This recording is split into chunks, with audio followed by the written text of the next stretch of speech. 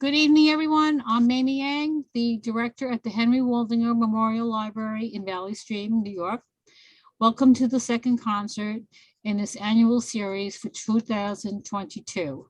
It's all on Zoom and it's presented by the library. It features soprano Helene Williams, pianist, composer Leonard Lehrman, co-founders of the Court Street Music here in Valley Stream, and violist Daniel Hyman, who will be joining us a little later on.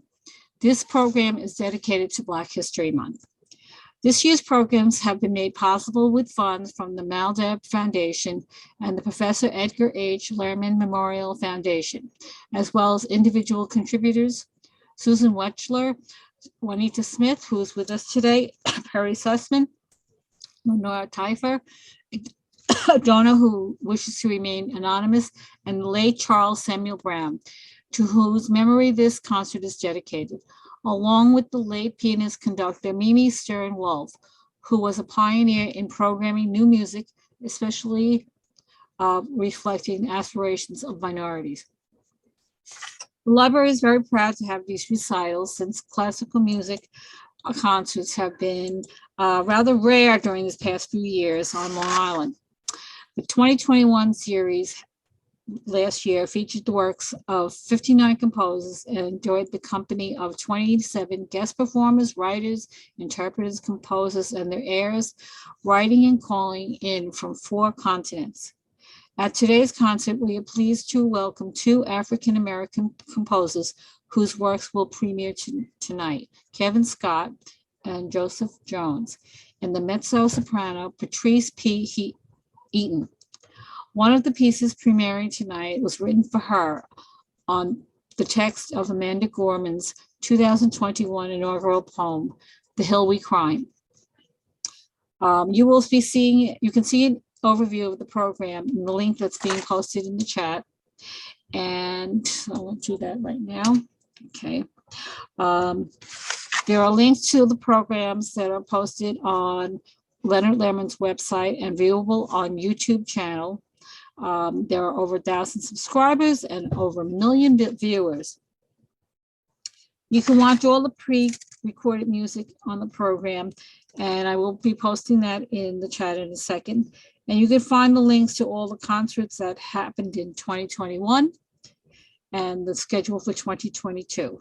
And now Dr. Leonard Lehrman's going to introduce tonight's program. Thank you very much, Mamie Eng, for co-sponsoring us today and all our recent house concerts. My wife, Helene Williams, and I have lived in Valley Stream for 22 and a half years. Today's is our 676th concert together, our 13th Valley Stream Library performance, each of them with our dear friend and colleague, Daniel Hyman. Charles Samuel Brown sang with us for over a quarter of a century as professional soloist with the Metropolitan Philharmonic Chorus and also the Metropolitan Synagogue. He was a dear friend who died tragically of smoke inhalation in an apartment building fire in Harlem last November. In dedicating this concert to his memory, we're going to start and end with excerpts featuring his wonderful singing.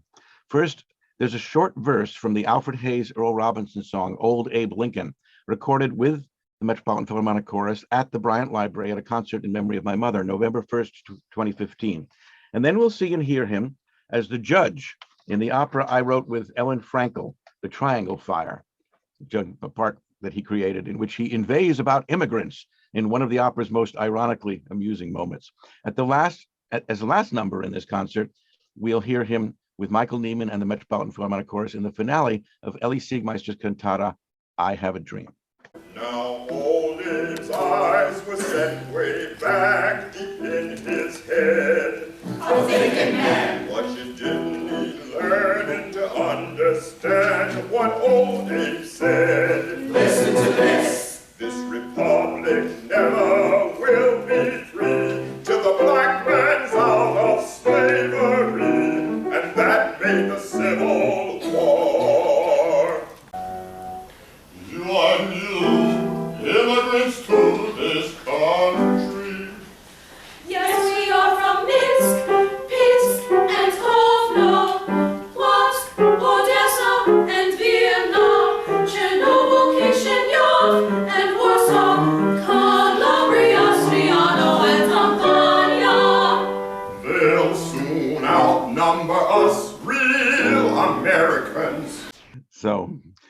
Real Americans, right. Two excerpts featuring Charles Samuel Brown in performance with the Metropolitan Philharmonic Chorus, which I founded in 1988, inspired by and in conjunction with composer-conductor Kevin Scott, who's with us today. He founded the Metropolitan Philharmonic Orchestra in 1985. Hello, Kevin. Let's invite him to start the video again and unmute.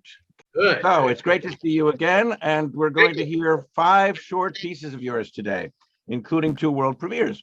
The first 3 pieces were written for the American pianist Scott Tinney, who I understand moved to Lima, Peru, where he died in December 2018. How old was he, and how did you know him? Well, that's a good question. I don't know how old he was. I believe probably late 60s, early 70s. I met Scott through Facebook, like many people during my sojourn on social media over the years. And Scott was a very intriguing gentleman, always encouraging new composers. And he posted something on Facebook. He offered a challenge to any composer who could write a piece using 5 notes, only 5. So I met the challenge and wrote Etude in 15. Oh, he wanted it in 15 seconds too. 5 notes, 15 seconds. That's why it's called Etude in 15. And so I think it takes a little longer than 15 seconds to play. It does. Yes, okay. Yes, it does. Well, it also depends. If you play like a quick waltz in one, yeah, maybe 15. But he played it, and the way he played it, even though it was marked on the MIDI is 15 seconds. Well, actually, it's about 20. He took about a minute with it. He took a very slow time. And I said, why did you take it so slow? He said, this is the way I feel your piece. So then he offered another challenge. I want someone to write a piece using 7 notes. So I came up with Morning Pastoral, not long after, and he played that. And that piece took, it usually takes about a minute and a half, maybe at the most, but he did it in about 3 minutes. And again, he said the same thing. I feel the music this way. Yeah, he wanted to bask in every note. I mean, he was in some ways, I was wondering if he was the Sergio Celibidache of the piano world, but not my quite. God. But then I wrote a third piece called Invention. Yeah. So I wrote a third piece called Invention on the Quick, just to round it out, which is it might take on a Bach 2-part invention with a few wrong notes. And that's the piece called 3 Pieces for Scott. I did the collection. I was thinking of doing this as a collection years later. And when he died, I was shocked. And I think so were a lot of other people. He said he wasn't feeling well in Lima, and he didn't have access to great pianos. He had access to like a Casio keyboard, or if he found a piano, it was a rundown upright to play these pieces on. He wasn't, in many ways, he lived a very hermetic life towards the end. The only way he was able to stay in touch with the world was through Facebook, which was amazing. And when he died in 2018, the world mourned a great pianist and a great champion of modern music. Well, the recordings that he made that are on Facebook, they just go on and on and on all the way back for years. It's quite amazing to watch. But the Etude in 15, I do in about 30 or 29 seconds, and it sort of reminds me of my piano teacher Holger Heifetz used to tell the greatest example of Schadenfreude in Vienna, when a critic came backstage and a pianist had just played Chopin's Minute Waltz, and the critic said that was the most delightful quarter of an hour I've ever spent. Well, we don't take a quarter of an hour on the minute. We only take 29 seconds on the 15. But anyhow, let's listen now to 3 Pieces for Scott by Kevin Scott.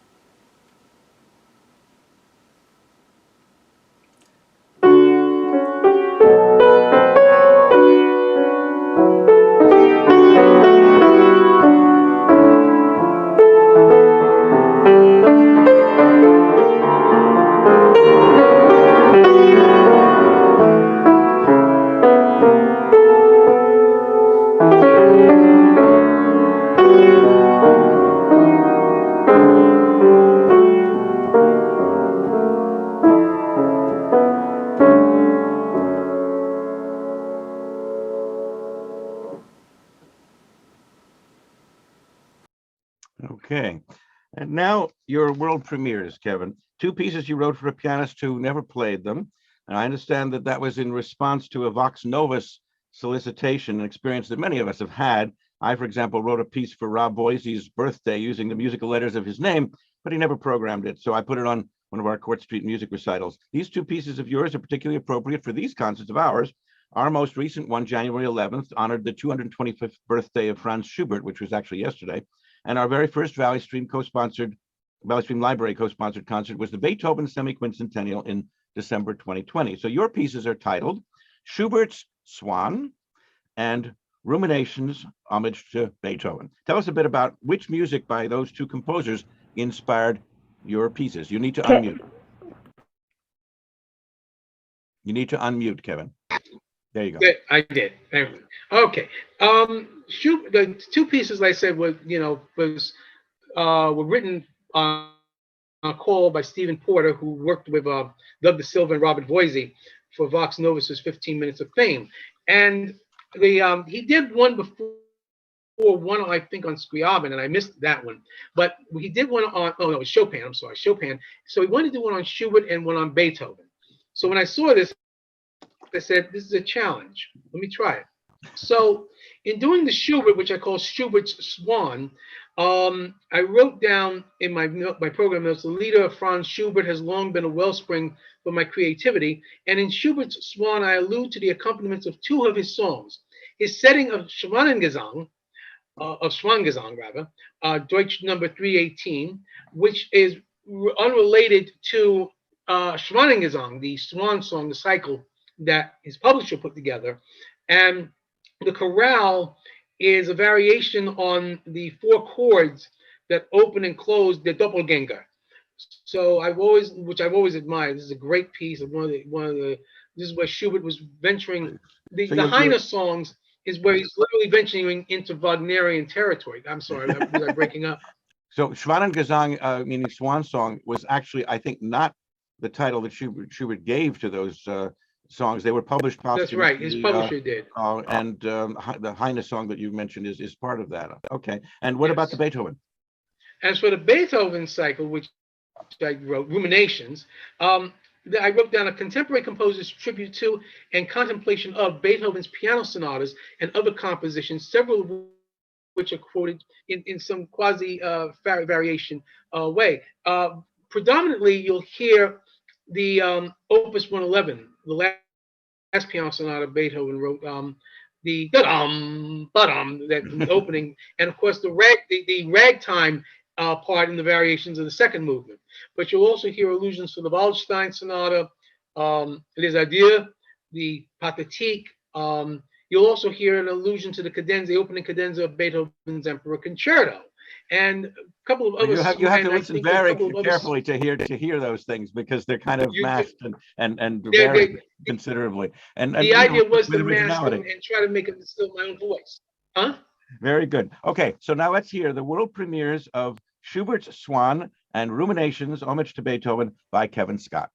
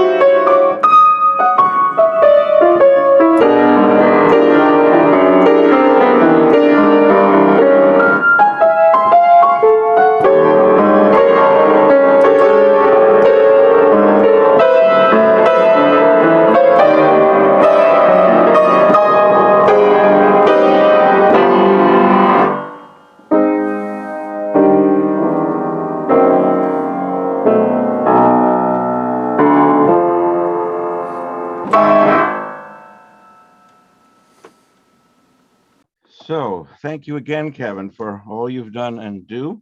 Let me mention that for the first time since 1989, our Metropolitan Philharmonic Chorus and Orchestra will be performing this coming September 10th and 11th at Lehman College's Studio Theater in the New York and orchestral premiere of the Blitzstein-Lehrman opera Sacco and Vanzetti, which Charles Samuel Brown actually had a role in. And this concert is in memory of him. And the director just joined us, I think, Benjamin Spearman. Would you like to unmute and say hello, Ben? Can we have him do that? I would love to. I would love to unmute and say hello. Hello. Hello. So we're going to honor the memory of another dear colleague who was not only gifted, but generous and indefatigable, the pianist conductor Mimi Stern-Wolfe, who passed away on June 21st of last year at the age of 84. I first met Mimi in 1979 through Marilyn Bittinger, who was trying to revive the Metropolitan Music School with a 70th birthday concert for Ellie Siegmeister at Carnegie Hall. Over the years, I admired Mimi's work and collaborated with her in concerts featuring works by Ellie Siegmeister, Joel Mandelbaum, and myself. But the performance of hers I was most proud of, in which I did not participate at all as a performer, only as a composer, is the one that we're going to hear now. Mimi chose and coached the wonderful mezzo-soprano Patrice Eaton, who's here with us today. Hello, Patrice. Would you unmute and say hello? Hello. Hello. So a highlight of this concert will be the world premiere on a video that you and I made with Helene just last month here at Court Street Music and Valley Stream of a piece that I wrote expressly for you, Patrice. The first, and I think so far the only setting of the complete 2021 inaugural poem by Amanda Gorman, The Hill We Climb. Now, the reason I chose Patrice to sing this new song was the magnificent job that she did, accompanied by Mimi 10 years ago in my setting of the complete Langston Hughes poem, Let America Be America Again. Patrice, would you like to say a word about what it was like working with Mimi Stern-Wolfe? I can't say much about working with Mimi. It was a very, what's the correct word? It was like a crash production. We were putting together, the initial production was the workshopping premiere of Act 1 of Nkiru, Dr. Nkiru Okoye's opera, Harriet Tubman, When I've Crossed That Line to Freedom.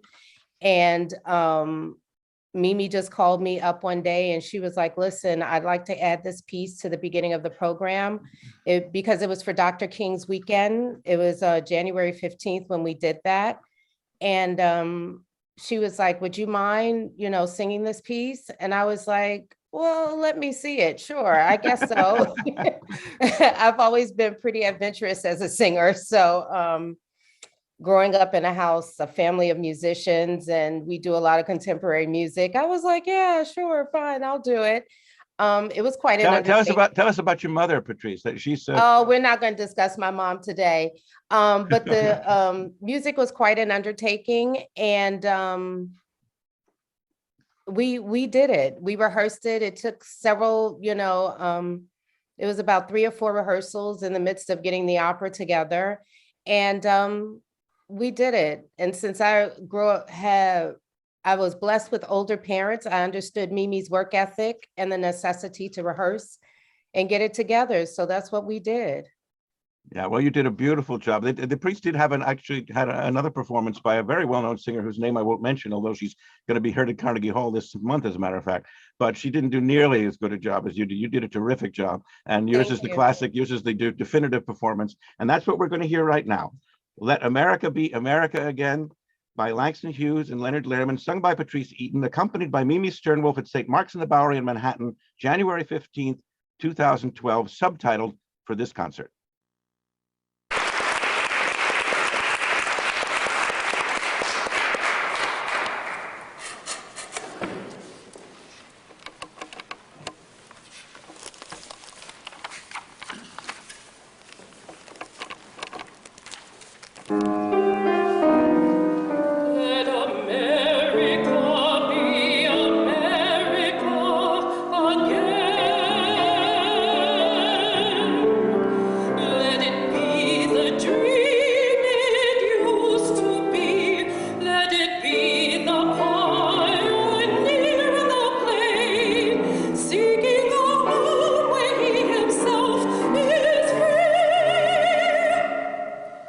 America.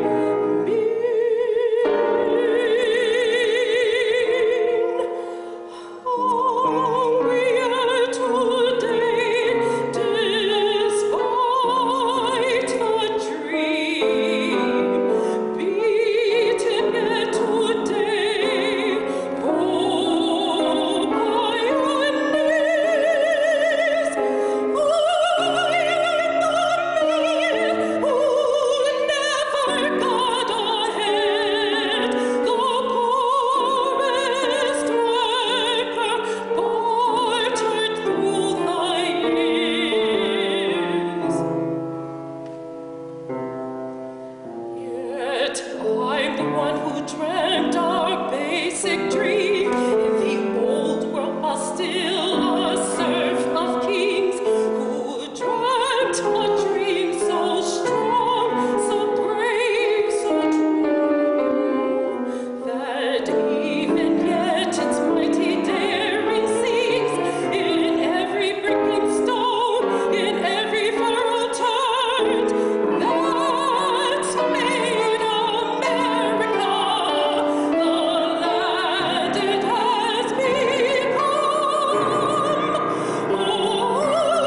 the man who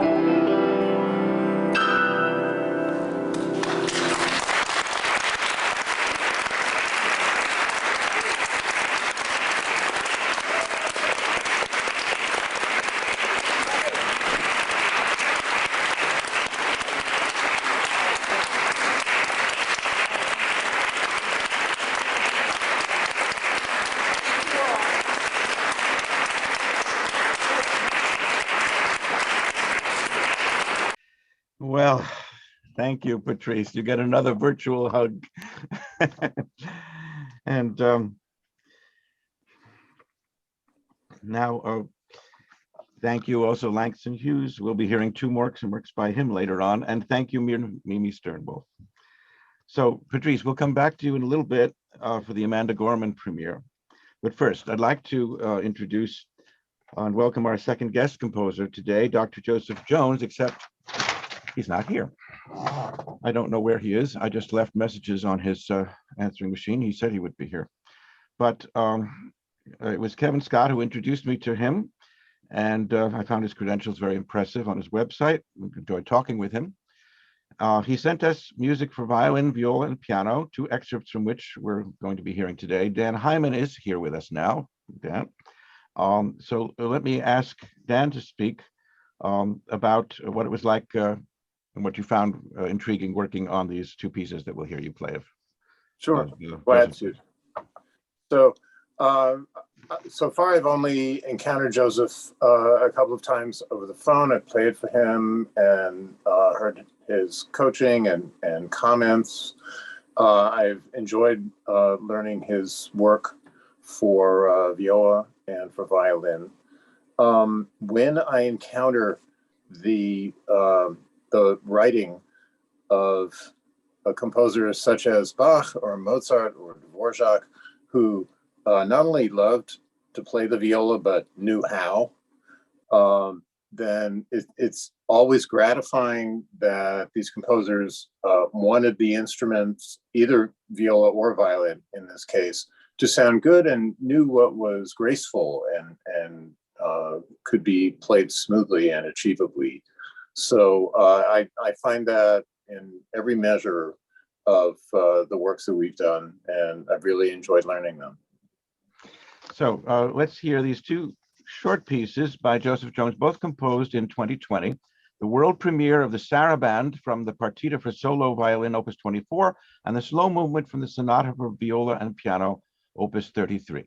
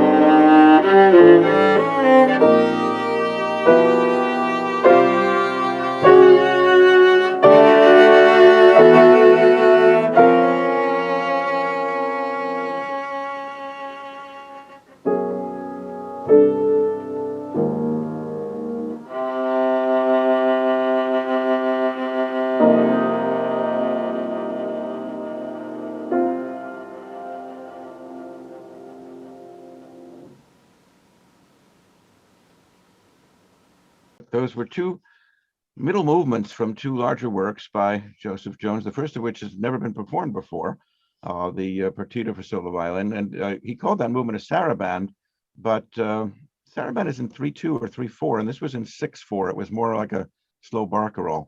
Anyway, those two pieces, one of them a world premiere. And now let's come back to Patrice Eaton. Let's see, there you go, and you can unmute. So we're going to hear the world premiere of the piece that I wrote for you, a setting of the complete 2021 presidential inaugural poem by Amanda Gorman. You know, just yesterday, I acquired from the library, which was remaindering it, another important inaugural poem. You remember this one? On the Pulse of Freedom by Maya Angelou, who is Bill Clinton's favorite poet. I was impressed by that poem, but not nearly as much as I was impressed by this poem by Amanda Gorman. I really felt that I had to set it the moment I heard it. And I'm curious to know, how did you feel, Patrice, when you first heard that speech? And how did you feel when you saw the score that I wrote for you and sent you?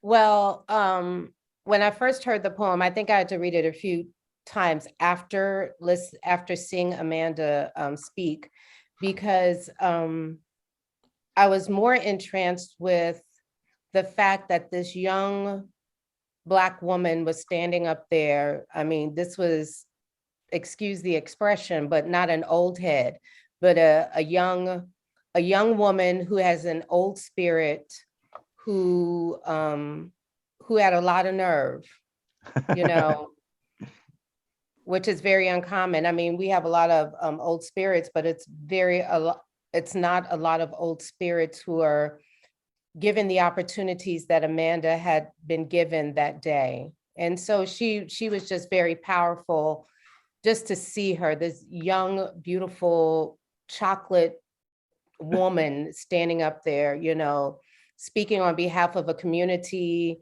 in such a tumultuous time. I mean, we're still kind of politically up in arms in a way, you know. Yeah. So the words that she I was spoke. interested to hear you use the word chocolate. That's not something that I would use, although I've heard it used by George Shirley and a few other people. I remember Charles Samuel Brown, a very dear friend of both of ours, and whose memory this concert is, along with Mimi Stern-Wolfe. Charles and I talked about that. I said, what about these terms, Negro, African American, Afro-American, Black? He said, I'll take all of them. They're all part of my heritage, and I'm proud of all of them. He was such a mensch, such a doll.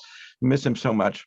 And so, I mean, we don't use the word Negro very much anymore, but it's in Langston Hughes' poetry, and it's still beautiful just because it was of that time. It was the word of the time. I mean, yes, and it's in Dr. King's speech too, in 1863. Yeah, my uncle said one day, who he turned 90 this past Halloween. He said, somebody was asking him something, and he said, I've been Negro, I've been Black, I've been African American. I take them all because each period was a very important part in history, and it's just who I am. It's made who I am. I think he's gone back to Black. Well, we call this Black history, and we wouldn't have years ago, but now I think it's acceptable, right? Well, I mean, granted, I prefer to be called Black, but you know, that's who I am. Everybody doesn't. So it is what it is, you know. Or what it becomes. Or what it becomes. Right. Okay, so here is the world premiere of the first musical setting of the complete poem, The Hill We Climb.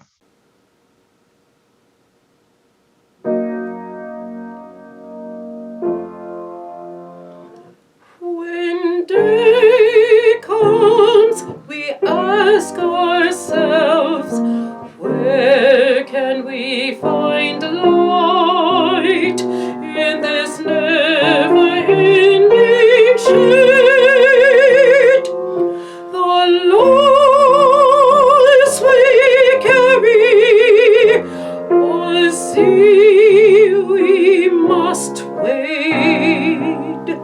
We've braved the belly of the beast. We've learned that quiet isn't always peace, and the north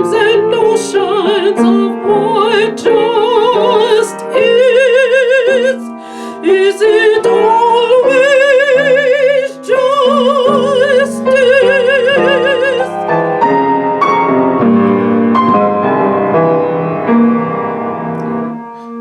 And yet the dawn is ours before we knew it. Somehow we do it. Somehow we've weathered and witnessed a nation that isn't broken, but simply unfinished.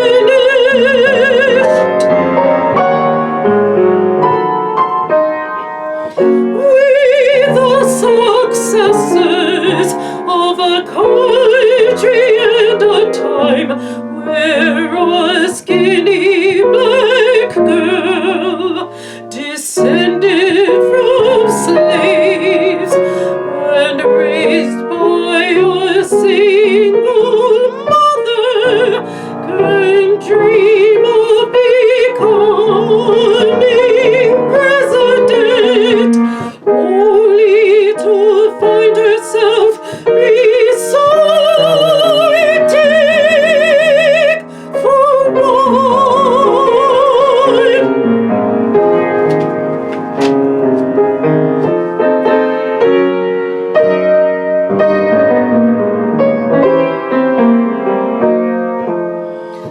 And yes, we are far from polished, far from pristine, but that doesn't mean we are striving to form a union that is perfect.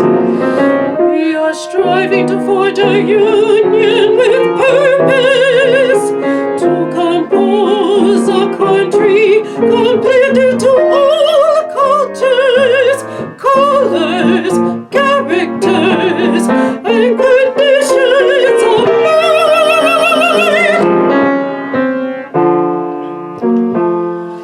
Oh, so we lift our gazes not to what stands between us, but what stands before us. We close the divide because we know to put our future first. We must first put our differences aside. We lay down our arms so we can reach out our arms to one another. We seek harm to none and harmony for all. Let the globe, if nothing else, say this is true, that even as we grieved, we grew, that even as we hurt, we hold, that even as we tired, we tried, that we'll forever be tied together victorious.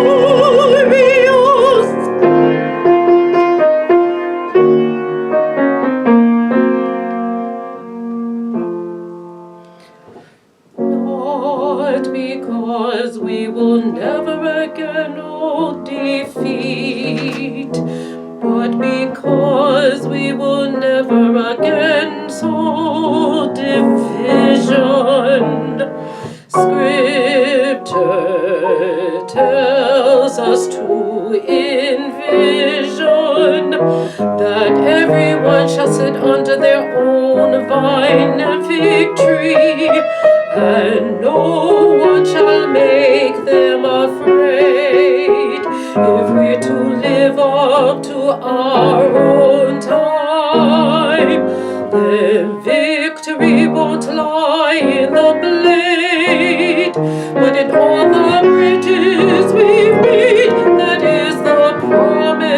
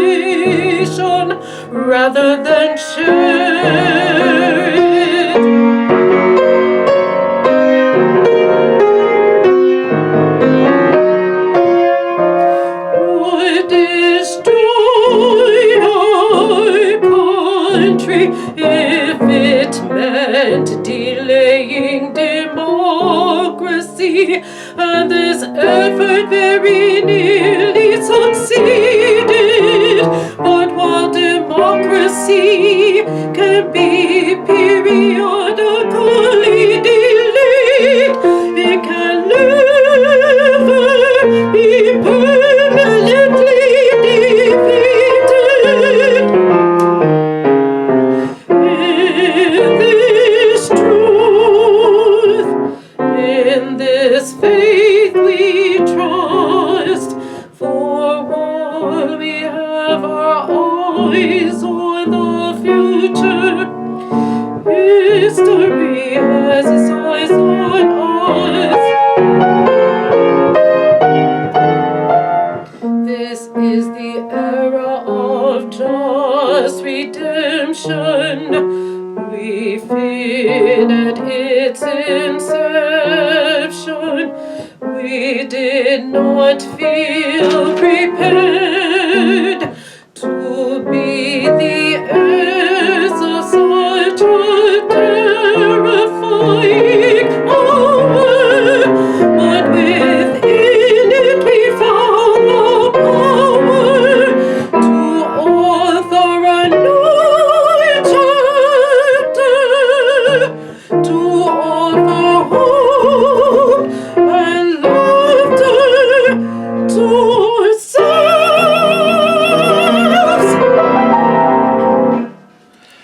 So while we once asked, how could we possibly prevail over catastrophe?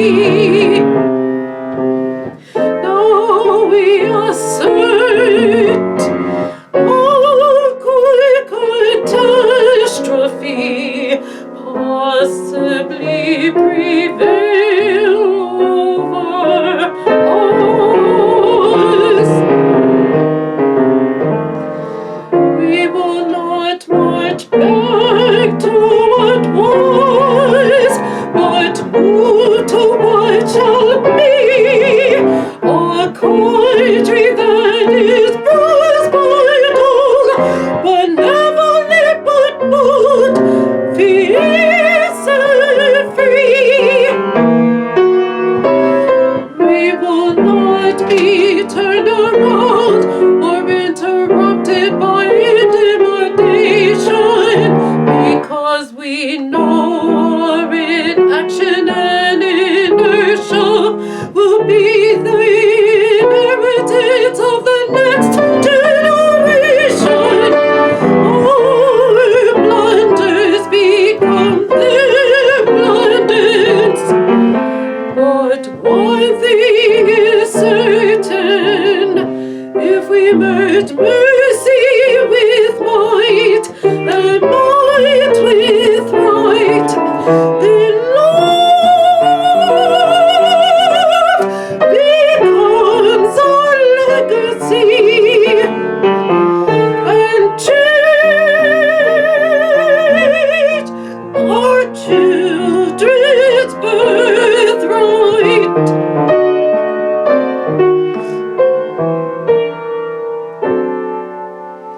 So let us leave behind a country better than the one we were left with. Every breath from my bronze-bounded chest, we will raise this word. We want to be a wondrous one. We will rise from the golden hills of the west. We will rise from the wind-swept northeast, where our forefathers first realized revolution. We will rise from the lake-rimmed cities of the Midwestern states. We will rise from the sun-baked south. We will build, reconcile, and recover, and every nook of our nation, and every corner called our country, our people diverse and beautiful.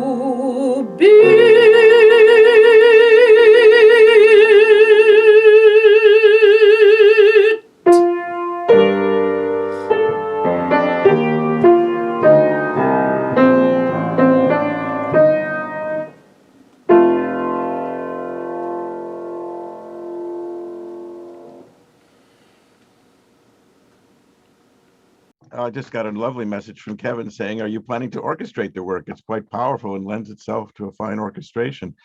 And I wrote back, could be. Well, if I don't live to do it, maybe you'll do it, Kevin, with the Metropolitan Philharmonic Orchestra, of course. So I want to say that when I first heard that poem a little over a year ago, I thought this is the most eloquent speech that I have heard in Washington, D.C. since Dr. King's on August 28th, 1963, when my father took me to the March on Washington. My dad was very active in the National Committee to Reopen the Rosenberg case, through whom I met the family of the creator of the next song, a Jewish school teacher in the Bronx named Abe Lincoln. Abe Lincoln wrote under the pen name Lewis Allen. His first opera, Darlin' Corey. So I was talking about Darlin' Corey, which was a collaboration between Elie Siegmeister and Abe Lincoln in 1952. And in 1953, Abel and his wife Anne adopted the orphan sons of Ethel and Julius Rosenberg. Abel was the author of hundreds of works and the composer as well of dozens. 30 of them are featured on our Abel Lincoln Centennial CD on Original Cast Records.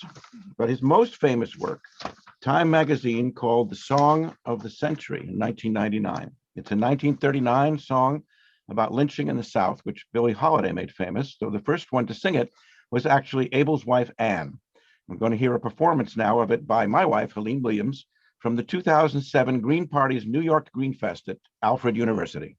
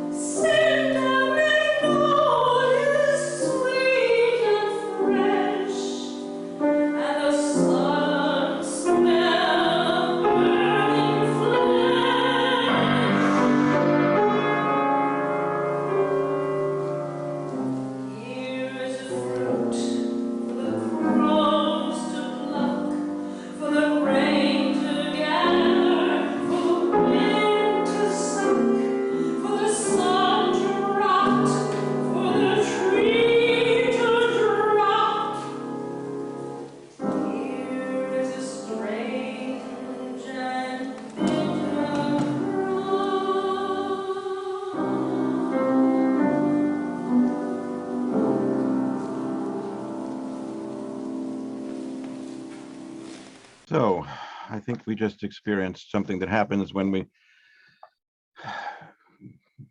send invitations randomly and not to people that we just people that we know. We have to be careful, but thank you for removing them, Mimi. Would be strange fruit that would be sabotaged, wouldn't it? So here's another performance from that same 2007 concert of a work that Elie Siegmeister wrote under the pen name L.E. Swift in 1933 with a lyricist named Charles Abron. I don't know anything very much about Charles Abron. I think he may have been Black, but I'm frankly not sure. At any rate, this was quite a popular hit in its time, highly praised by, among others, Charles Siegel, Pete Seeger's father. It addressed the injustice that occurred when 9 young Black men were arrested and condemned to death for allegedly molesting a white woman on a train. After years of protest and appeals, eventually all were exonerated and set free. John Kander and Fred Ebb made a very moving musical about the case in 2010. Perhaps some of you saw it, I did. But this song is rather moving in its own right. 1933, The Scottsboro Boys Shall Not Die by Charles Abron and Elie Siegmeister. Die.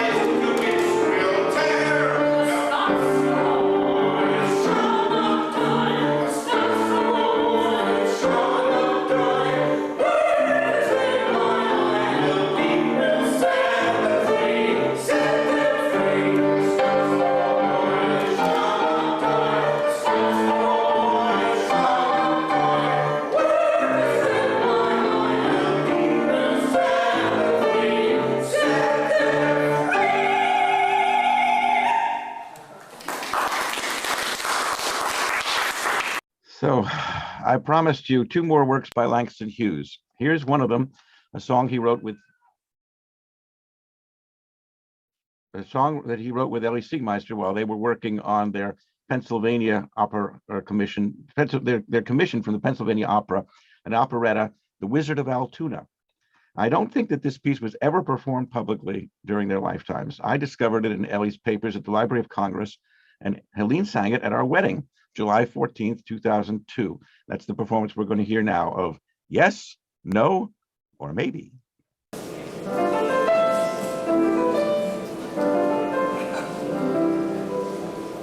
Shall I say yes? Or shall I say maybe someday? Or shall I say no and let him go his way? Maybe to stay. It's a question, I guess, every girl must answer. Perhaps that's why a heart in love's a dancer. This way, that way, wondering what shall I say? Yes, no, or maybe someday. This way, that way, wondering which way or else way. That way, no, this way, says my heart. Someday my love will be standing here. Maybe that day is today. Oh, this way, that way, fluttering every which way. Your way, says my heart.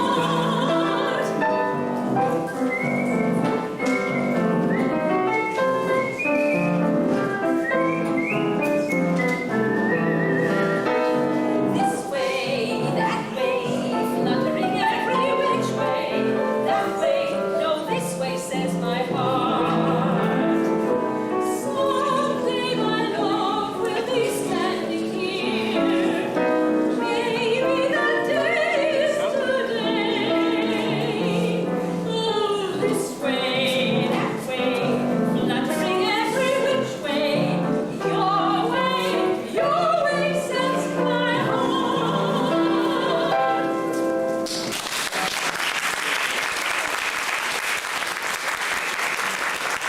Now here's Helene again, this time accompanied by Dan Hyman on violin in two more songs composed by our dear friend, Hale Smith.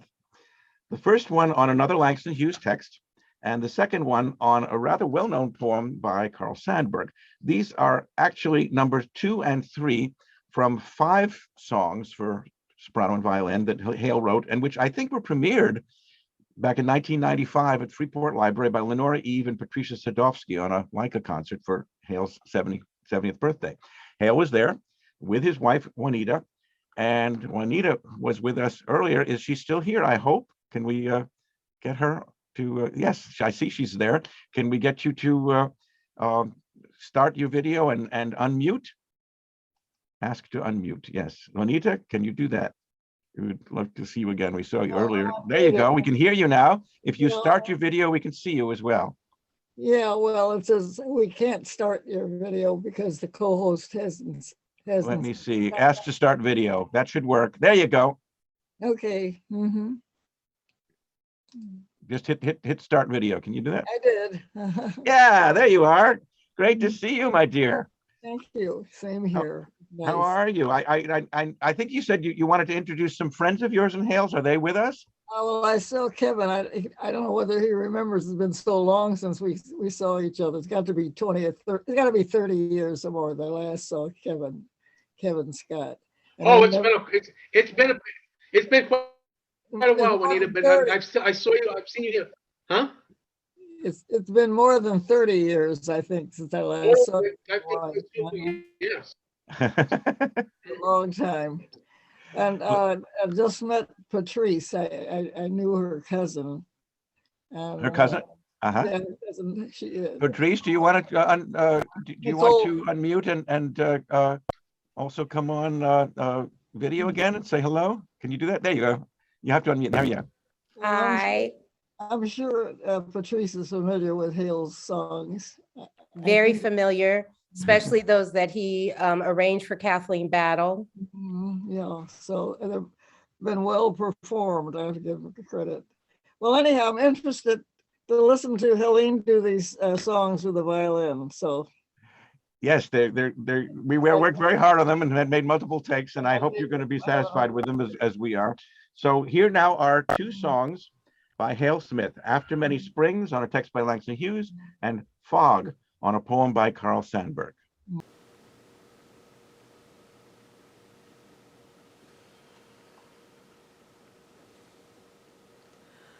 Now in June, when the night is of vast softness, filled with blue stars and broken shafts of moon glimmer fall upon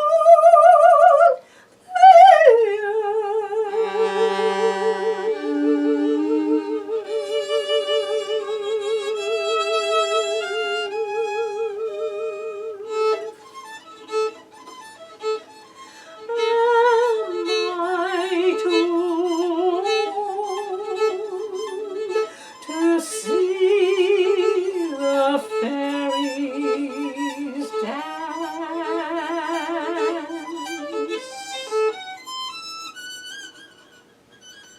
I cannot find them anymore.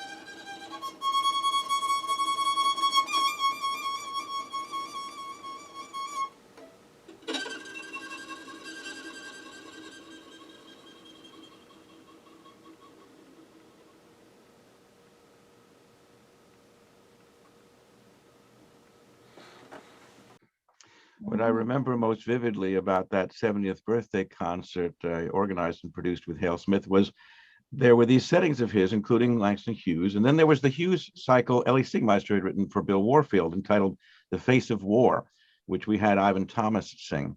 I remember Hale's response when I told him that because of the content of the text, I thought it was important for a Black singer to sing Ellie's cycle, though perhaps less important for Hale's songs. He looked at me quizzically and whimsically quipped, "Do you mean to say Ellie's music is blacker than mine?"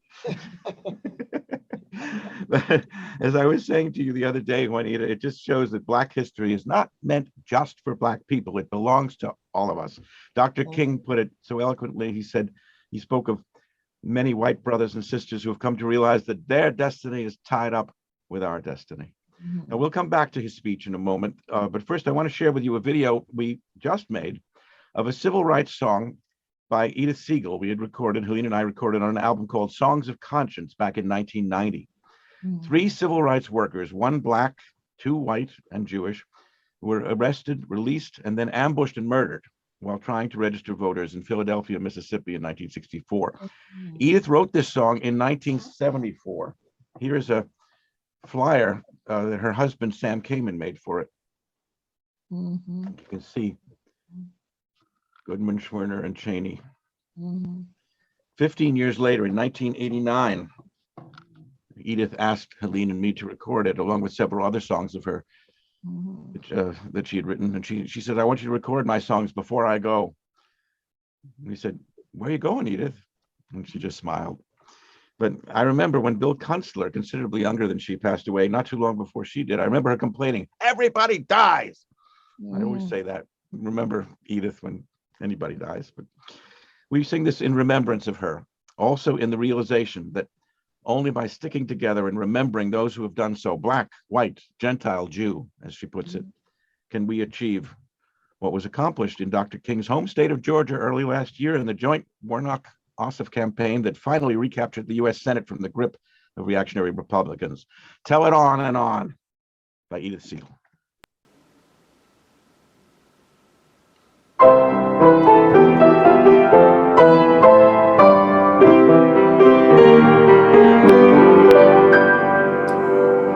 They were three patriots, Black, white, Gentile, Jew. Their names forever shall be known to all who learned the love they knew. Michael Schwerner, 24, James Earl Cheney, 21, Andrew Goodman, 20. It was the time of the great campaign, the voter drive in the Ku Klux South. The 3 sparked hope in hungry homes, in bitter homes, in silenced homes. One day the brothers disappeared. We waited long. We waited long. Where have our brothers gone? Oh, tell us, tell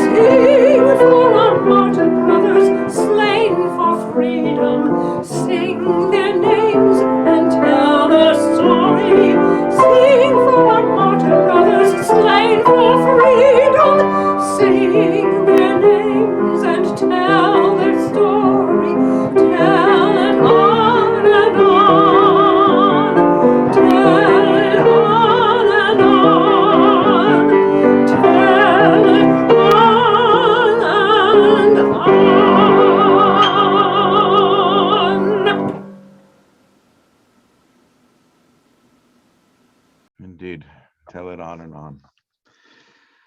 So now the finale from the 1967 cantata I Have a Dream by Edward Mabley and Ellie Siegmeister, which I had the honor of conducting in its January 15th, 1989 Manhattan premiere with William Warfield and the Metropolitan Philharmonic Chorus at the Harlem School of the Arts. Here are Charles Samuel Brown, Michael Neiman, and the Metropolitan Philharmonic Chorus, recorded by Richard Corey in concert at, not by Richard Corey. He recorded it in 89. This was from 2019, January 26th, 2019, at Long Beach Public Library.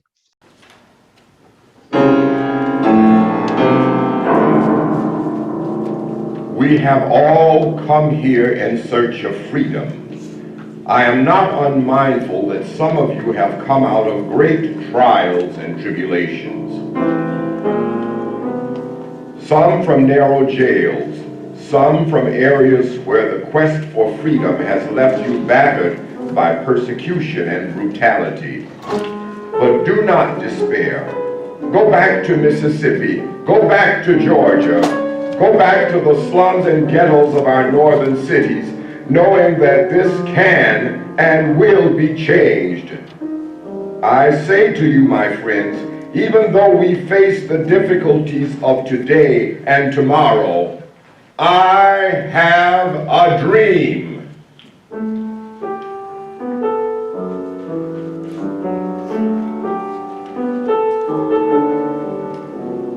I have a dream today. I have a dream.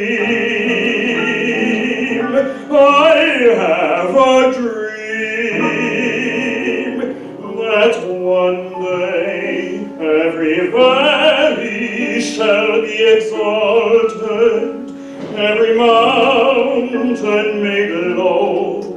The rough places will be made plain, and the crooked places made straight. And the glory of the Lord shall be revealed, and all faith shall cease together.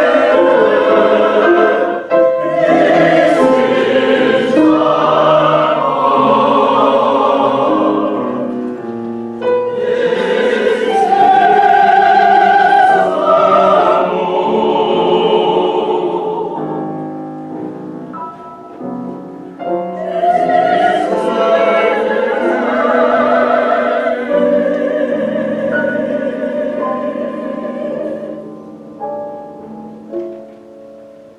I have a dream today.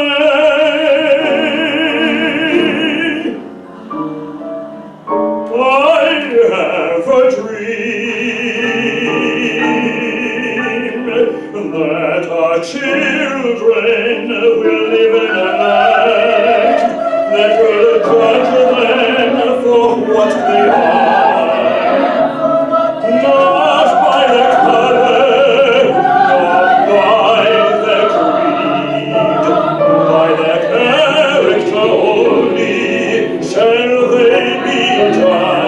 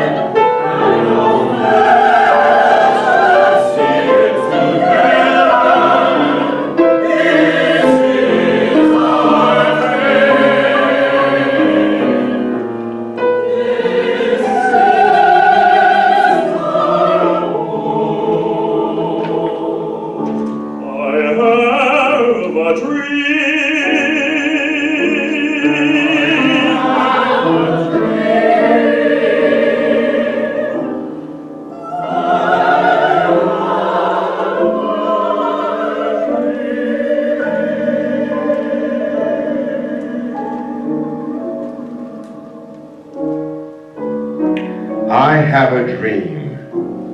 I have a dream deeply rooted in the American dream. I have a dream that one day this nation will rise up, live out the true meaning of its creed. We hold these truths to be self-evident, that all men are created equal. With this faith, we will be able to hew out of the mountain of despair a stone of hope.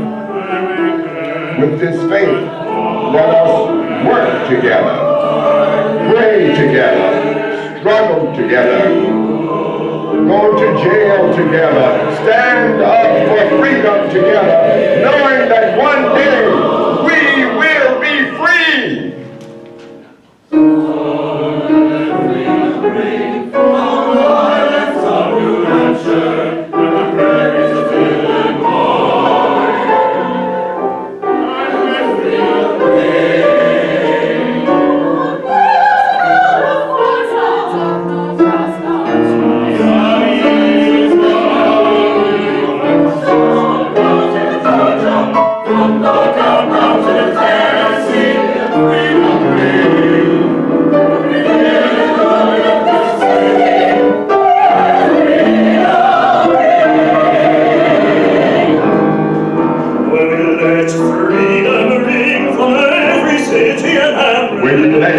From every state and city, we will speed the day when all of God's children, black men and white men, Jews and Muslims, Protestants, Catholics will join hands and sing.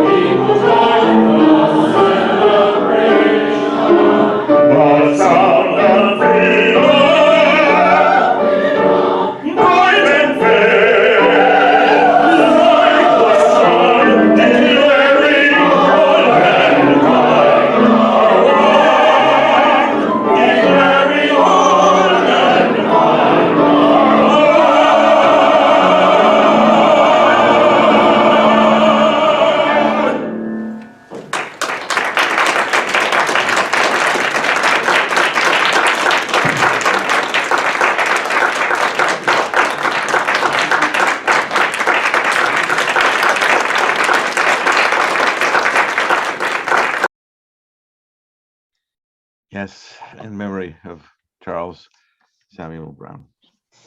So let me briefly invite anyone who would like to say hello to unmute and do so. But first, a very quick word about the themes and contents of our next concerts. March 1st begins Women's History Month, and we'll have Laurie Laitman and Perry Sussman and others, and Jordi Albison from Melbourne. April 5th, Jewish Music Month. May 3rd will be devoted to Maying. June 14th to students and teachers. And September 13th, we'll celebrate the birthdays of Helene's mother, Ethel Gross Williams, Raymond, and Anthony Dvorak. And now, who would like to speak? I'm going to invite everybody to unmute. Can we do that? Because I see it says mute all. Where's the unmute all? I don't know. I don't know. I don't know. Well, I think we have maybe have to do it individually. Yeah, if you. Let's see. And you have to turn on your video There you so go. we can see you all. Okay. And let me see. Ask all to unmute. I can do that. And allow participants to unmute themselves. We can do that. Hey, Ron. Okay. So there's Tova. Hi there. Go with Soprano. It's wonderful as always. What a joy. We look forward to it. Once we know we get a free concert, we sit, we listen. We don't have to go out. It's freezing cold out. We don't have to go under the subway for an hour and a half and shiver all the way home and get back at 1 a.m. This is a joy. Thank you. Absolutely. This is convenient And for us you're calling in too. from where? Baltimore? Right now we're in Virginia. Virginia. Okay. And Tom Smith, I see, is there.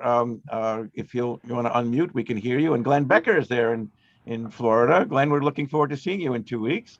If you want to unmute.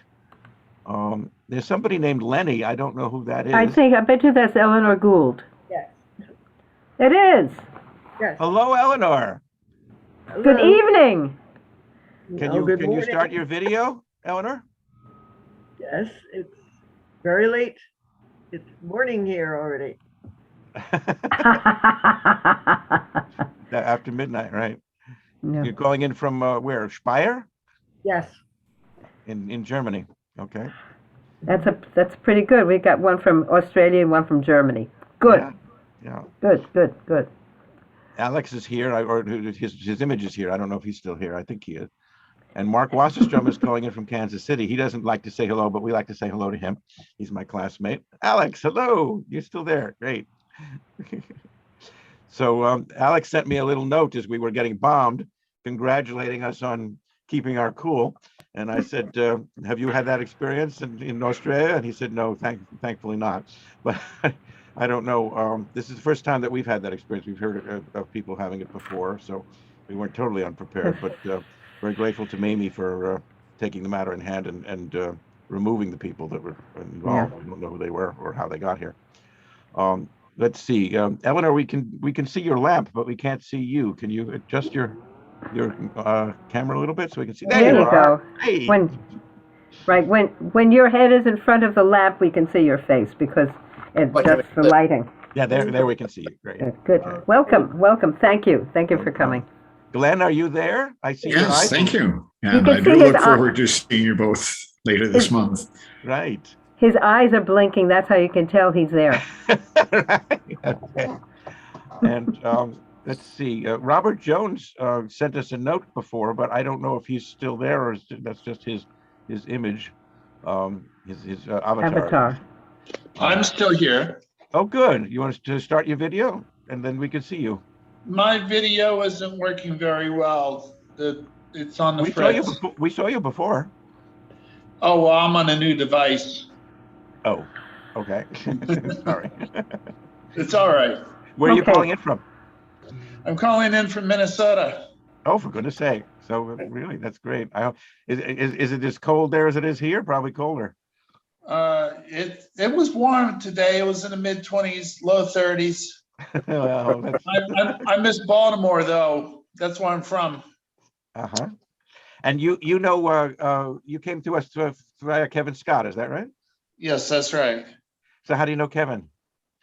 I photographed a book, and I had been friends with Kevin for a while on Facebook, and I needed him to write some music for me, which I commissioned him as well as a string quintet to perform. It was a piece called Hitch. It was based on Alfred Hitch, the motifs that Bernard Herrmann and Poulenc and other composers had written for Hitchcock.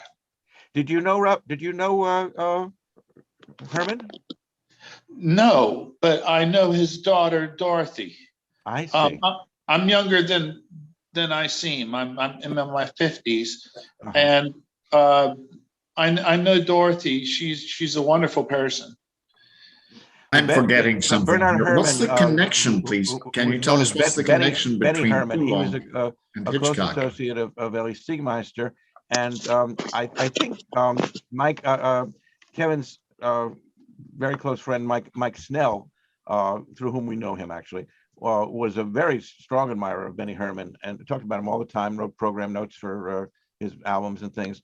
And that's the connection. I mean, I don't know if any of you have heard of Mike Snell.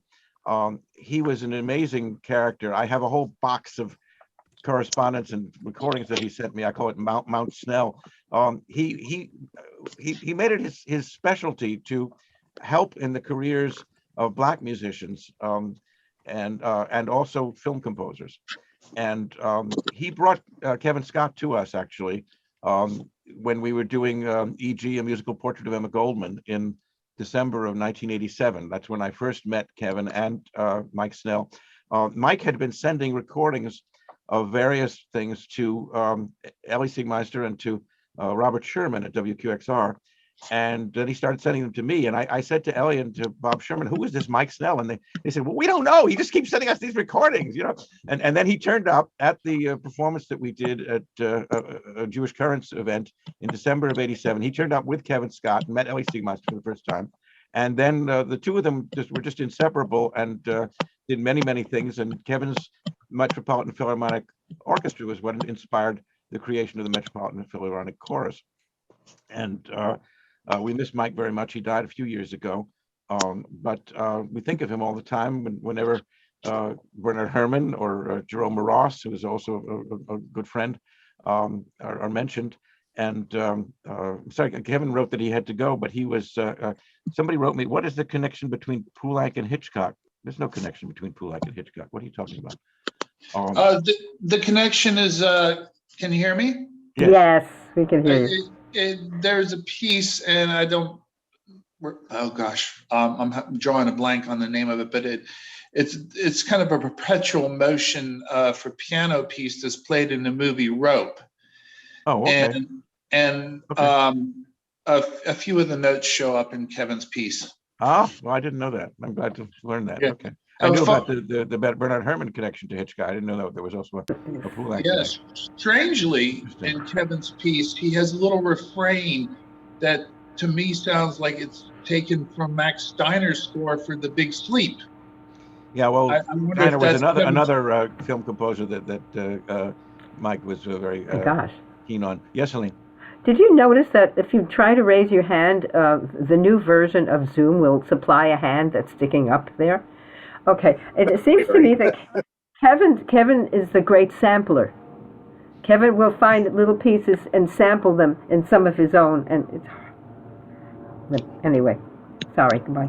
Yeah, he's the new generation of composers that use that technique. Absolutely. Okay. Well, I think we're toward the end. Actually, this concert has lasted a shorter time than most of our concerts. They usually go over 2 hours, and this one we only had an hour of music, so we have less than 2 hours of total time. Is there anything that Dan or Glenn would like to say before we take our leave? I'm just really glad we had concert. Play and learn this music that was completely new to me and share it with people. I really enjoyed that. Thanks, Dan. Glenn? Yes, I agree. This was one of the most meaningful concerts of its type I've experienced. And I want to say that the audience. My Thank goodness, you. Glenn. Can I have that in writing? Of course. Glenn is a wonderful writer on music. He wrote one of the most marvelous reviews I ever got of anything I ever wrote. I remember he compared my first full-length opera to The Ballad of Baby Doe and Owen Wingrave and so forth and so all in the best company. So if you want to write something like that, Glenn, we'll put it on the web page and quote you. And, I just want to. Yes, Helene? I just want to say that I enjoyed Hale's songs once I learned them, and listening to them, I think they're wonderful. They're so evocative. They're just Hale's gorgeous. a wonderful composer. Marvelous, just marvelous. And it was great that we got to do those. Yeah. So thank you all for sticking with us, and we'll see Glenn. We'll see you in a couple of weeks, and we'll see everybody else on March 1st. And Alex will try to see you and Jody Albertson sometime between now and then. Okay. Good night, everybody. Good night, everyone. Thank Or you. good morning, everyone.